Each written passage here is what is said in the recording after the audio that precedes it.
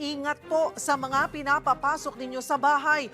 Wanted pa ang pumatay sa isang grade 12 student na nilooban matapos siyang maiwang mag-isa sa kanilang bahay sa Caloocan.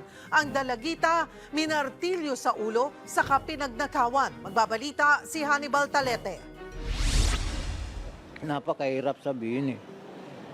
Napakabigat sa dibdib eh.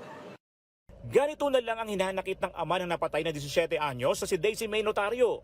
Ang dalaga, walang awang pinagpupukpok na martilyo sa ulo sa loob ng inuupahang bahay sa Barangay 12 sa Caloocan Lunes ng madaling araw. Kwento ng kapitbahay ng biktima, narinig pa raw niya si Daisy na ilang ulit sumigaw.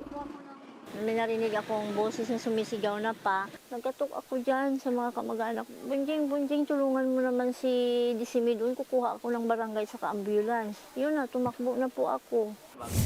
Mabilis namang responde ang barangay at dinala sa pagamutan si Notario. Pero Nung dumating ko kasi kami, gumagalaw pa.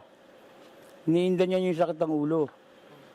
Nung makita namin, basaguhin dito eh. sa lala ng tama sa kanyang ulo, kinailangan siyang dalhin sa iba pang ospital. Pero hindi na siya umabot ng buhay. Ayon sa ama ni Daisy May na si Efren, sa pilitang pinasok ng sospek ang kanilang bahay. Ilang gamit din kasi niya at ng kanyang anak ang nawawala, gaya ng cellphone, pera at iba pang materyales ni Efren sa trabaho. Nagkataong mag-isa pa sa bahay ang kanyang anak dahil naghatid siya ng paninda sa kanyang asawa sa Bulacan. Tumawag yung mga pinsan niya, may sugat daw si Disimi sa ulo. Pinuntahan ako nung nanay nila kasi kapitbahay ko. Pinuntahan kami doon sa bahay namin.